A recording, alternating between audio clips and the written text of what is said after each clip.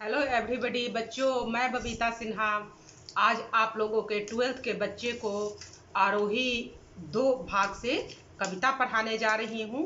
12th के बच्चों ने बहुत ज़्यादा ये किया था, डिमांड किया था कि मैम आप मुझे पढ़ा दीजिए। तो मैं आप लोगों को एक अध्याय जो है एक दिन में समाप्त करूँगी और साथ में मैं उसका प्रश्न उत्तर भी बता दूंगी, क्योंकि जून में संभवतः 12th का एग्जाम होगा, इसलिए समय कम है। तो मैं एक एक अध्याय पर आप लोगों को जोड़ दूंगी ताकि एक एक अध्याय आपका एक वीडियो में समाप्त हो जाए। तो बच्चों, सबसे पहले आज हम पढ़ेंगे हरिवंश राय बच्चन की कविता। हरिवंश राय बच्चन की आपको दूसरा कविता पढ़ना है, एक गीत। बच्चों ध्यान दीजिए, आप लोग तो जानते होंगे हरिवंश राय बच्चन के ही पुत्र हैं अमिताभ बच्चन। और हरिवंश राय बच्चन की कविता जो है वो मनुष्य को क्या करता है, प्रेरित करता है, विशेषकर युवाओं को प्रेरित करता है। उनके कविता का सार होता है कि वे मनुष्य को सदैव लक्ष्य प्राप्ति के लिए क्या करते हैं, जोड़ देते हैं। चलिए बच्चों, हम लोग अपने कविता की तरफ ध्यान दें। कविता इस प्रकार है। दिन जल्दी जल्दी ढलता है, हो जाए पथ में रात न कहीं, मंजिल भी है तो दूर नहीं, यह सोच कर पंथी भी जल्दी जल्दी आगे बढ़ता है, दिन जल्दी जल्दी ढलता है। देखिए बेटा, यहाँ दिन जल्दी जल्दी ढलने का अर्थ है कि समय की समाप्ति होना। मनुष्य जो है अपने लक्ष्य को प्राप्त करना चाहता है, लेकिन अपने लक्ष्य से क्या है, वो दूर है। और यही सोचकर मनुष्य क्या करता है कि अपने लक्ष्य के प्राप्ति के लिए और तेजी से चलता है। ऐसा लग रहा है कि उसका समय जो है वह बीत रहा है, समय उसका बेकार हो रहा है, और वह तीव्र गति से क्या करने लगता है, अपना कार्य करने लगता है कि कहीं हमारा कार्य जो है, कहीं हमारा लक्ष्य जो है वो अधूरा न रह जाए। इसलिए कह रहे हैं हरिवंश राय बच्चन कि जिस प्रकार से कि रास्ते में पथिक जो है चलता है अपने लक्ष्य तक पहुंचने के लिए, और उसे जब तक लक्ष्य की प्राप्ति नहीं हो जाती है और शाम को होते हुए देखकर वो अपनी कदम को और तेजी से बढ़ाता है, वो रास्ते में चलते चलते थक जाता है, लेकिन उस थकान को भूलकर वो सोचता है कि हम अपने मंजिल तक पहुंच जाएं, क्योंकि वो जानता है कि यदि हम मंजिल तक नहीं पहुंचेंगे तो रात के अंधकार में हम घिर जाएंगे। इसलिए शाम होते ही वे अपने कदम को क्या करता है, और भी तेज बढ़ा देता है।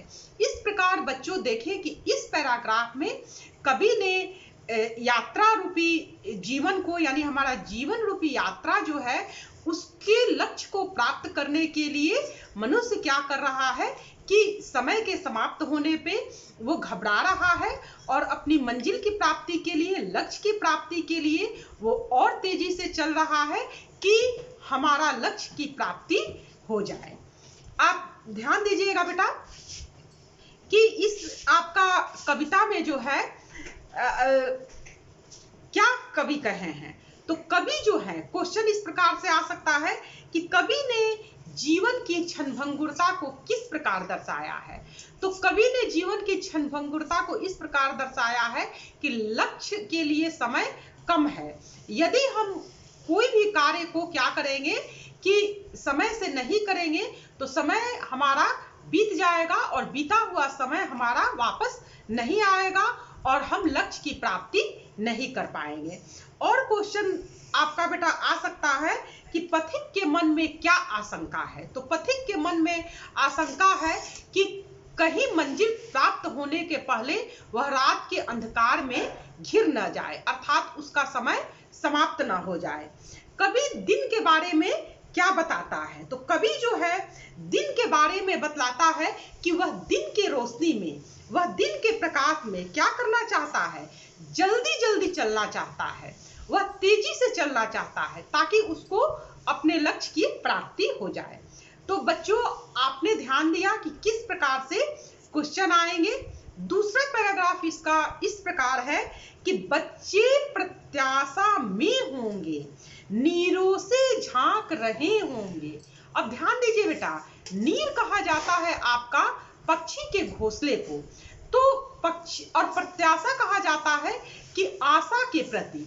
तो चिड़िया जो है वो उड़ रही है, उस चिड़िया की मंजिल क्या है, उसको घोंसला में जाना है और वो सोच रही है कि अरे शाम हो गया है, तो वो और तेजी से अपनी उड़ान भर रही है कि रात होने के पहले हम जल्दी से अपने घोंसले में चले जाएं, क्योंकि चिड़िया को मालूम है कि उसके बच्चे जो है उसका इंतजार कर रहे होंगे, आशा कर रहे होंगे कि मेरी माँ आएंगी, मेरे लिए दाना लाएंगी, मुझे दाना खिलाएंगी, और वे इसी इंतजार में क्या कर रहे होंगे, अपने घोंसले से झांक रहे होंगे, अपनी माता को इंतजार में व्यग्र हो रहे होंगे।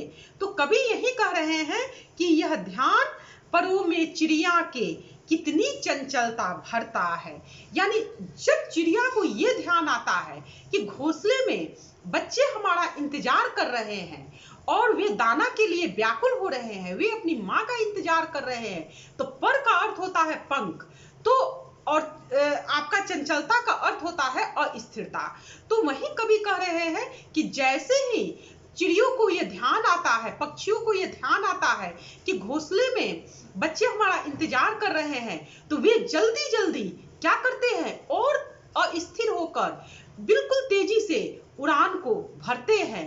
दिन जल्दी जल्दी ढलता है, उनको ऐसा लगता है कि यदि हम उड़ान नहीं भरेंगे तो ये दिन जो है बीत जाएगा और फिर रात आ जाएगी और हम अपने मंजिल तक, हम अपने गंतव्य तक नहीं पहुंच पाएंगे। इस प्रकार जो है दूसरा पैराग्राफ का आपका अर्थ है। बच्चों, दूसरे पैराग्राफ में आपका क्वेश्चन जो है आ सकता है कि बच्चे किसका इंतजार कर रहे हैं और क्यों कर रहे हैं।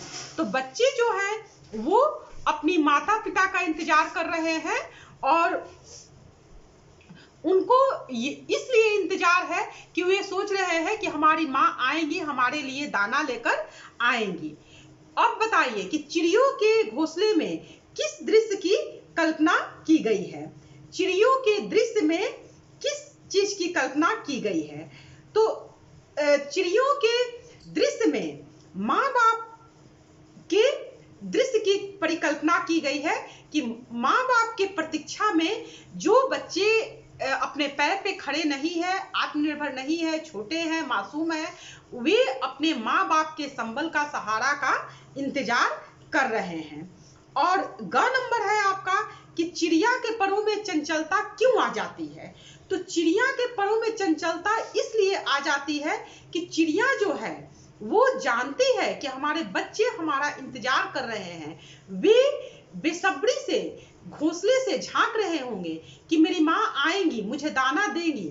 जब चिड़ियों को इस बात का एहसास होता है तो वे और तेजी से क्या करती हैं, उड़ान भरती हैं। तो इस आशा से मानव के किस सत्य को दर्शाया गया है। तो इस वाक्य में चिड़ियों के प्रेम से मानव वात्सल्य को दर्शाया गया है कि हर कोई, हर जीव जो होता है अपने बच्चों के लिए असीमित प्यार करता है। वे अपने बच्चों को क्या देखना चाहता है, सुरक्षित देखना चाहता है। माँ बाप अपने बच्चे को सदैव सुरक्षा प्रदान करना चाहते हैं। अब 3 नंबर पैराग्राफ आपका है कि मुझसे मिलने को कौन बिकल। बिकल का अर्थ है बेचैन। अब कवि जो है अपने आप को कह रहा है कि मेरा कोई नहीं है, मेरा इंतजार करने वाला कोई नहीं है, मुझसे मिलने के लिए कोई व्याकुल नहीं है। यदि मैं घर जाऊंगा तो मैं किसके लिए जाऊंगा, मैं तो घर पे अकेला हूँ, मेरे लिए कोई इंतजार करते हुए वहां पे नहीं है, मैं हूं किसके हित चंचला। कवि यहाँ पे कह रहे हैं चंचला जो है क्रियाशील है, और यहाँ पे कवि जो है वो कह रहे हैं कि वो भाग कर घर नहीं जाना चाहते हैं, वे तेजी से घर नहीं जाना चाहते हैं, क्योंकि जानते हैं कि उनके लिए कोई चंचल नहीं होगा, कोई अस्थिर नहीं होगा, कोई उनको याद नहीं कर रहा होगा, वे नितांत घर में अकेले हैं। तो कवि वही सोच रहे हैं कह रहे हैं कि मैं किसके लिए क्या करूं कि जाऊं, कौन मेरे लिए व्याकुल हो रहा है, यह प्रश्न शिथिल करता पद को, भरता उर में भी हलता। उर कहा जाता है हृदय को। तो कवि कह रहे हैं कि यही प्रश्न जो है हमारे हृदय में क्या कर रहा है, यही प्रश्न हमारे हृदय में बेचैनी भर दे रहा है, व्याकुलता भर दे रहा है कि मेरे लिए कोई घर पे इंतजार नहीं कर रहा है, मेरे लिए कोई घर में व्याकुल नहीं हो रहा है। यह जानकर, शिथिल का अर्थ होता है मंद, धीमा। कवि का पैर जो है घर की तरफ और धीमी गति से बढ़ता है, उनकी पैर की सारी चंचलता क्या हो जा रही है, खत्म हो जा रही है। दिन जल्दी जल्दी ढलता है। कवि क्या कह रहे हैं कि इस प्रकार क्या हो रहा है कि दिन जो है वो जल्दी जल्दी ढल रहा है, जीवन की संध्या क्या हो रही है, समाप्त हो रही है, समय हमारा जो है वह बीत रहा है। अब कवि, ध्यान दीजिए, क्वेश्चन हो जाएगा कि कवि की व्याकुलता का क्या कारण है। तो कवि की व्याकुलता का कारण है कि कवि अकेले हैं, उनके वियोग में, उनके याद में कोई बेचैन नहीं हो रहा है, इसलिए कवि क्या है कि व्याकुल है कि हमारे घर पे हमारा कोई इंतजार करने वाला चंचला प्रेयसी नहीं है। कवि का पद जो है क्यों शिथिल हो जाते हैं, तो कवि के पद इसलिए शिथिल हो जाते हैं क्योंकि कवि जानता है कि मेरे घर में कोई इंतजार करने वाला नहीं है, मैं जब घर पे जाऊंगा तो फिर मैं अकेले रहूंगा, इसलिए कवि जो है अपना क्या कर देते हैं, पैरों को शिथिल कर देते हैं। अब क्वेश्चन हो जाएगा कि मैं हूं किसकी चंचला, इस वाक्य का आपका भाव स्पष्ट करना है।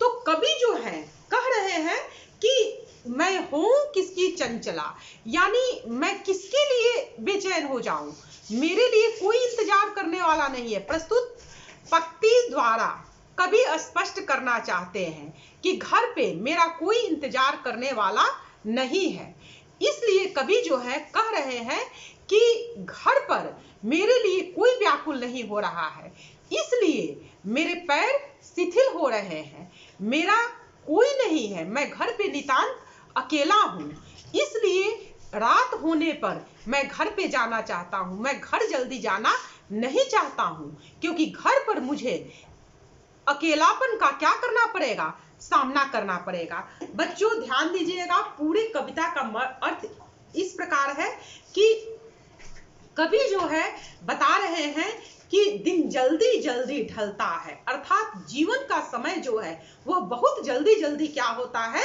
व्यतीत होता है, बीत जाता है, और हम अपने लक्ष्य तक नहीं पहुंच पाते हैं, तब तक क्या होता है, जीवन का समय बीत जाता है। इसलिए जब हम देखते हैं कि शाम होने वाला है, हमारा जीवन का लक्ष्य नजदीक होने वाला है, तो हमारे पैर जो है जल्दी जल्दी बढ़ने लगते हैं, जिस कार्य के करना रहता है उस कार्य में हम गति ला देते हैं, ताकि हमारा कार्य जो है वह समय से हो जाए, मनुष्य अपने लक्ष्य को प्राप्त कर सके।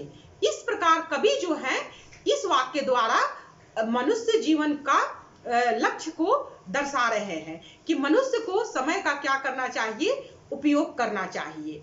कवि जो है कह रहे हैं कि दूसरे पैराग्राफ में कि चिड़िया जो है उसके बच्चे जो हैं जब देख रहे हैं कि शाम हो गया है, हमारी माता नहीं आई है, हमारे पिता नहीं आए हैं, तो वे लोग इसी इंतजार में, इसी आशा में अपने घोंसले से झांक रहे हैं, और चिड़िया को जब ये एहसास होता है कि अरे शाम होने वाली है, हम अभी अपने घोंसलों तक नहीं पहुंचे हैं, कहीं ऐसा ना हो कि रात हो जाए, हम अपने मार्ग को क्या हो जाए, भूल जाएं, हम अपने लक्ष्य को भूल जाएं, इस बात का ज्ञान होते हुए चिड़िया जो है अपने पंखों में और ज्यादा उड़ान क्या करती है, भर देती है, क्योंकि ये मन में जब उनका विचार आता है कि हमारे बच्चे हमारा इंतजार कर रहे हैं, तो उनके मन जो है, चिड़ियों का मन चंचल हो जाता है और वे और तेजी से उड़ान भरकर अपने मंजिल तक पहुंचना चाहती हैं। यहाँ पे आप ध्यान दिए हैं कि ये दूसरा पैराग्राफ है कि कवि जो है लक्ष्य की प्राप्ति को ही ये बनाया है, बोध किया है कि कोई भी व्यक्ति या कोई भी जीव जो है अपने लक्ष्य को क्या करना चाहता है, प्राप्त करना चाहता है। यदि लक्ष्य को प्राप्त नहीं करेगा तो समय क्या हो जाएगा, बीत जाएगा, और बीता हुआ समय जो है वह दोबारा नहीं आएगा। आपका तीसरा जो है इस प्रकार है कि कवि कह रहे हैं कि मैं घर पे नहीं जाना चाहता हूं क्योंकि मेरे लिए कोई बेचैन नहीं हो रहा है, मेरे लिए कोई व्याकुल नहीं हो रहा है, मेरे घर पर मेरा कोई इंतजार करने वाला नहीं है, इसलिए मैं घर पे जाऊंगा तो फिर अकेला ही समय व्यतीत करूंगा। यही विचार करके कवि का कदम जो है क्या हो जा रहा है, धीमी गति में हो जा रहा है। वे जान रहे हैं कि घर पे जाऊंगा तो मैं अकेले ही जीवन व्यतीत करना पड़ेगा। यही सोचकर कवि जो है क्या हो जाते हैं, निराश हो जाते हैं। दिन जल्दी जल्दी ढलता है और कवि कह रहे हैं कि हमारा जीवन रूपी समय जो है वह जल्दी जल्दी बीत रहा है, इसलिए हे मनुष्यों आप लोग क्या कीजिए, अपने लक्ष्य को प्राप्त कीजिए। बच्चों, मैं आप लोगों को आज एक अध्याय समाप्त की हूँ, कल मैं दूसरा अध्याय आपको पढ़ाऊंगी। बच्चों कृपया आप हमारे चैनल को सब्सक्राइब जरूर कीजिएगा बेटा, और जो भी आपको मटेरियल चाहिए कमेंट बॉक्स में बेटा आप अपनी राय दीजिएगा। जहां तक हो सके आप ही लोग के कहने पर मैंने 12th का वीडियो बनाना स्टार्ट किया है, और आप लोग जो मुझसे सहायता चाहेंगे, हेल्प चाहेंगे, मैं आपको करूंगी। आप अपनी राय जो है कमेंट बॉक्स में जरूर दीजिएगा। आज इतना ही, तब तक के लिए धन्यवाद।